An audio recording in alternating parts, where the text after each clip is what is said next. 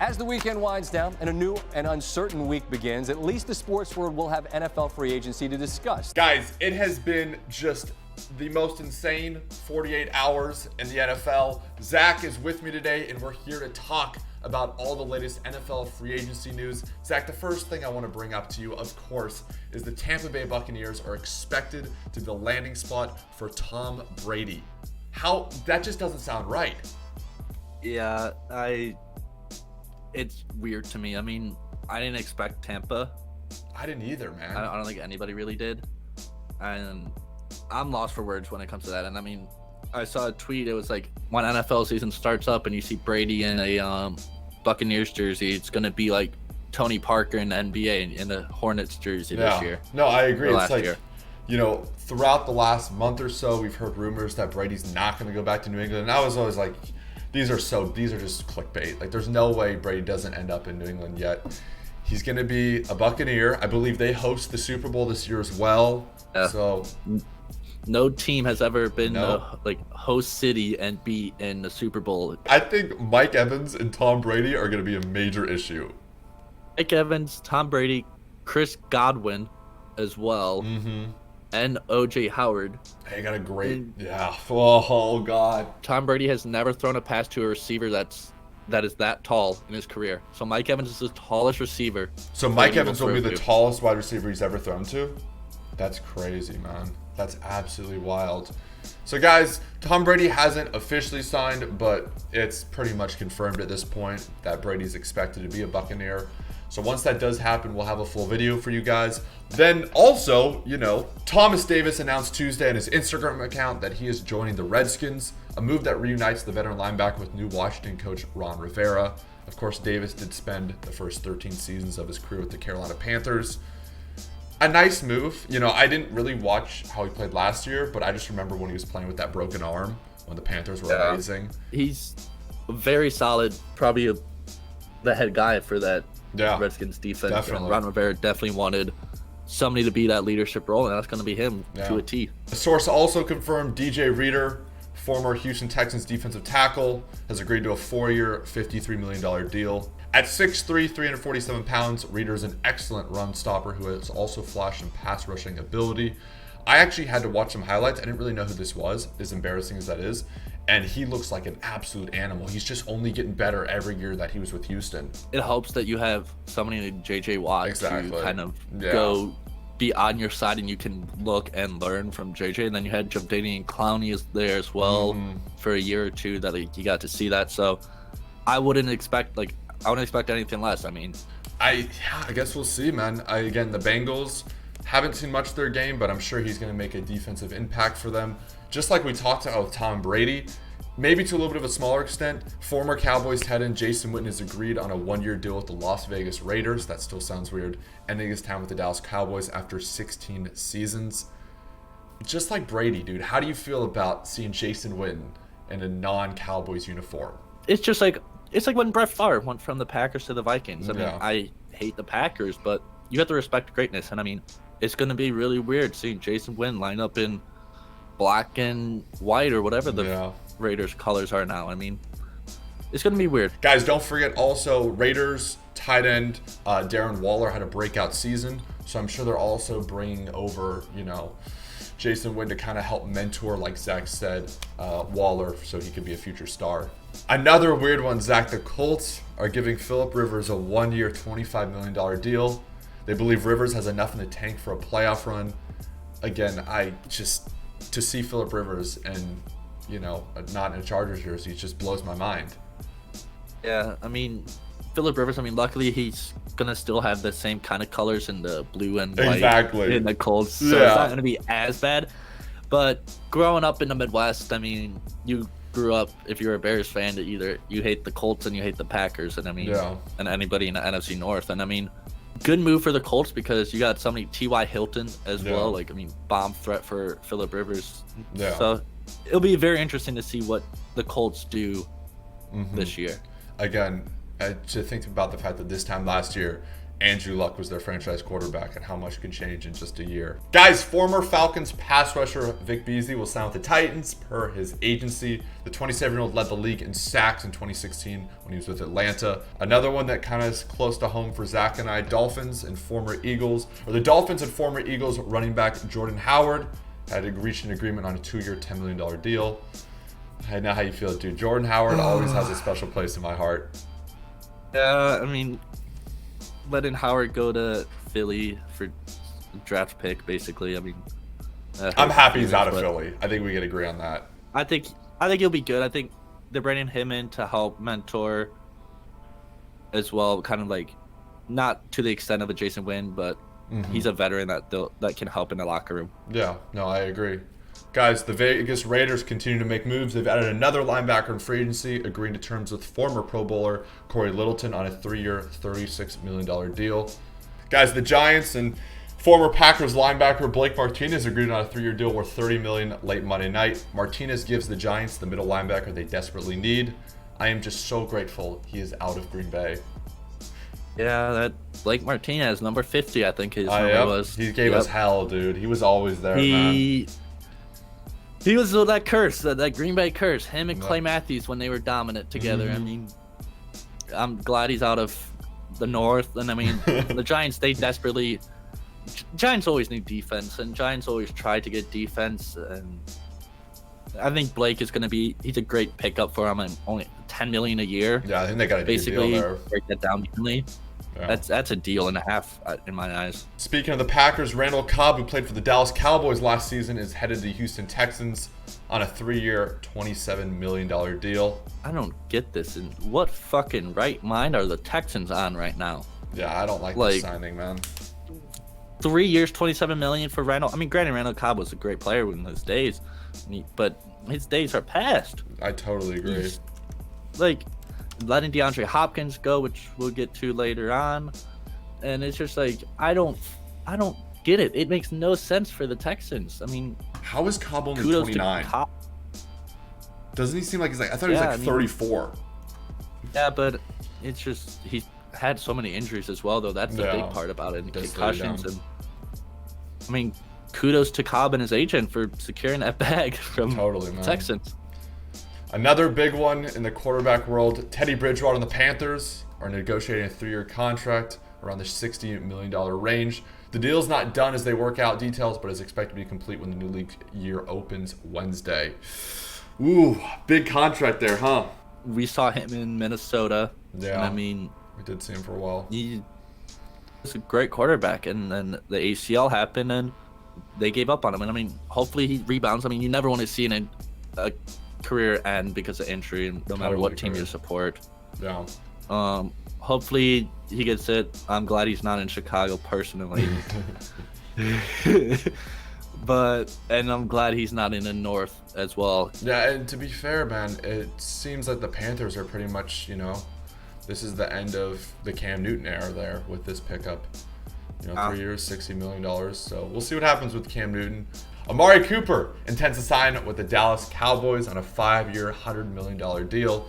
Zack, now I don't know if you saw this, but I read a report that Cooper actually turned down a 5-year, $120 million deal with the Redskins to stay with Dallas. There's another interview out there of Cooper just talking about when you're a high enough level in the NFL, you're going to get paid. So you might as well, if you're going to get a certain amount of money, you might as well live somewhere you enjoy. So I think that was his other reason for staying in Dallas. And also, like you said, that offense, they have all the right pieces for a successful wide receiver. So, Cooper had a hell of a year last year, and, we'll see what he can do next year. The Raiders, again, another deal. Dude, they've been so active. Agreed with former Tennessee Titans quarterback Marcus Mariota. Fun fact, when he was on the NFL Network as a draft analyst, Raiders general manager Mike Mayock had Mariota as his top quarterback prospect coming out of Oregon in 2015. Ahead of the eventual number 1 overall pick Jameis Winston. I guess we'll see Mariota and Carr battle it out for the starting spot. What's the thought process here behind, signing Marcus Mariota if you already have Derek Carr? John Gruden. I mean, he's had some interesting takes with media and all that. I mean, in my eyes, I see Mariota and Carr battling out right now, unless they just decide we want to proceed with Mariota, and they then explore the trade options with Carr come draft time. I mean, that is true. See what they can get a team for him. like Washington could use him. And of course, in the Chicago sports world, 2 Bears fans. The Bears are expected to sign pass rusher Robert Quinn. According to ESPN, the defensive ends deal with the Bears is for 5 years and $70 million with $30 million fully guaranteed. Quinn, who turns 30 on May 18th, led the Dallas Cowboys with 11.5 sacks in 2019, missing 2 games due to suspension for violating the league's performance-enhancing drugs. And of course, with that news, Leonard Floyd was also released, the number 9 overall pick in the 2016 draft. Zach, so much to take in from that. Robert Quinn, great upgrade from Leonard Floyd. I mean, granted, Leonard Floyd was a good player for us and good corner linebacker. Ended up playing. I mean, injury prone as well. He just never played to his potential, though. That's the thing. Exactly. We took him in a top 10 pick. We traded up for him as well. When you're playing on the other side of Khalil Mack with Akeem Hicks in the middle, you expect you're going to get those one-on-ones. And Floyd was never, other than Green Bay. For some reason, he always dominated Green Bay. Which is just the Packers just quadruple team. Yeah, that is true. He wasn't the one to get rounded. After that first game, that is true. But, oh man. Again, I wish Floyd the best with wherever he does sign. He will sign with the team. He's a good player. More news in the NFC North. The Bills are trading a first-round pick, a fifth-round pick, a sixth-round pick, and a 2021 fourth-round pick for Vikings star wide receiver Stephon Diggs and a 2020 seventh-round pick. This was an interesting trade for me. I think the Vikings got a good haul back for Diggs. I think they did well, especially after that DeAndre Hopkins trade. I was I was upset with what the Vikings got back. I understand why the Bills did it. Like I wrote to you, the Vikings got a better haul than the Texans did for the Hopkins, which, I mean, if you're comparing the 2 trades, this trade was better for both teams than the Hopkins trade. I mean, I don't even, I'm glad Stephon's out of Minnesota. The Bills, they're in right now. The Bills have a good defense. They got a young quarterback they think could be the future in Josh Allen. They're going all in. No, that division is theirs. I think they're probably going to win that division. No Brady. It's all theirs. I mean, it's theirs for the taking right now. So we'll see what happens. Again, like you said, I'm not taking anything away from Stephon Diggs. I think Stephon Diggs is a hell of a wide receiver. I know he wasn't happy with the amount of targets he got last year, and I'm interested to see what happens with him in Buffalo with Josh Allen. More news, linebacker Jamie Collins, former Patriot, has agreed to a 3-year deal, 3-year, $30 million with the Lions. He will be reunited with Detroit coach Matt Patricia. I haven't watched a ton of Collins' games, but when I have, dude, he's a stud, and I don't like this for us. I think this guy, when he's healthy, he's a very good player. Yeah, and it doesn't help that he's teaming back up with Patricia. Exactly. Who knows how to work with Collins, and Collins knows the scheme that Patricia wants to run, and it's going to be dangerous for teams in the North having Jamie Collins line up in the middle or left or right linebacker, wherever they line him up at. He's going to be dangerous. I completely agree, man. Former Steelers nose tackle Javon Hargrave reached an agreement with the Eagles on a 3-year, $39 million deal. Becomes the highest paid nose tackle in the NFL. Sticking with more Bears news, we have Jimmy Graham on a 2-year, $16 million deal. Oh, yeah. That includes $9 million guaranteed. I wrote it, I think we overpaid a little bit, but I think a lot of people are overpaying this year. Again, it can't be any worse than Trey Burton. And we'll see, maybe we'll get a little bit of vintage Jimmy G in Chicago this year. Like you said, he's a great run blocker, which I like. Hopefully we can, Mitch finds him as one of his targets. What was your overall take? I like this. I love this move. You did? Okay. I mean, you got a veteran tight end. I mean, you throw Trey Burton, who is not necessarily a veteran, but he's spent some years in the league. I mean, I feel like a tight end is one of the more important parts of an offense. You want to have a veteran tight end like a Jason Wayne or a Tony Gonzalez when he was with Atlanta, in that offense to help that quarterback. Jimmy Graham's going to be reliable hands that Mitch can throw the ball to and Mitch can trust with blocking and everything. So I love this move for the Bears. I love this move for Mitch. So Cowboys Byron Jones, new contract with the Dolphins will be a 5-year, $82.5 million deal. That includes $57 million guaranteed. crazy, crazy money. The deal will make him the highest paid corner in the NFL. Tons of money. Again, I spend way too much time watching the Dallas Cowboys. That's probably the team I watch second to the Bears. And Byron Jones is one of those players that came in the league. He was just a freak athlete. They first played him at safety, and he didn't play great, and then they moved him to corner, and he became a shutdown corner. Again, a lot of people look at the fact that he only has 2 career interceptions, but I don't think that's really fair to judge him, because you watch the game last year where he plays against Mike Thomas. He played a hell of a game. He's a shutdown corner. Again, tons of money. I think they did overpay a little bit. But it's hard to find like a real shutdown corner, Zack, it feels like, in this day and age. We'll see how this goes. I mean, the Dolphins definitely had money to spend, and they definitely needed upgrades on both sides of the ball, so we'll see. Exactly. I remember a game a few years ago when he was playing safety. They threw him on Gronk. They used to call him the Gronk stopper because he played a good game. So he really is one of those players that can guard anyone. The Tampa Bay Buccaneers have re-signed defensive end Jason Pierre-Paul to a 2-year, $27 million deal. Austin Hooper has agreed to a 4-year contract with the Cleveland Browns. They'll make him the NFL's highest paid tight end. Hooper told ESPN's Vaughn McClure the deal is worth $44 million with $23 million guaranteed. Hooper's coming off his best NFL season with 75 catches for 787 yards and 6 touchdowns in 2019. For him, it's great. Cleveland, I'm like about. Yeah, because it's 2 different style of. I mean, in theory, it should be great, but Baker hasn't proven himself to be a quarterback that Matt Ryan is. Yeah. And I'm not trying to take anything away from Austin Hooper, but it helped a lot that he had Julio Jones lining up with him, and then also a quarterback in Matt Ryan. He'll get a little bit more attention, but not a lot more attention this year, just because they will have Odell or Jarvis lining up with him, so we'll see. The Colts traded a first-round pick, the 13th overall pick, to the 49ers for all-pro defensive tackle DeForest Buckner, who had already signed a massive contract that pays him $21 million a year and makes him the second highest paid defensive tackle in NFL history behind Aaron Donald. Here's the thing. The teams already got Dee Ford at $18 million per year, and they knew they had 3 guys on rookie deals who'd wind up getting into that neighborhood eventually with Nick Bosa, Buckner, and Armstead. And going into the offseason, I think they considered trying to tag and trade Armstead like the Seahawks did with Frank Clark and the Chiefs did with Ford last year, but in the end, they could get more for Buckner and bring back Armstead for a little less. So I understand. I think this is a good move by the 49ers. They realized they didn't have all the money to pay all these guys, and they had to do what they could, and they got a nice little haul back for him. This is the one that just shocked, I think, the entire sports world. The DeAndre Hopkins trade. Zack, what are we even thinking here? I'm happy because we get to go see DeAndre Hopkins. Yeah, I mean, he's in Arizona now, so that's dope. Just go on over like 30 minutes or however far it is from your place and just go watch DeAndre Hopkins on Sunday. Yeah. But it makes no sense to me. I don't understand why or how the Texans were able to make this trade.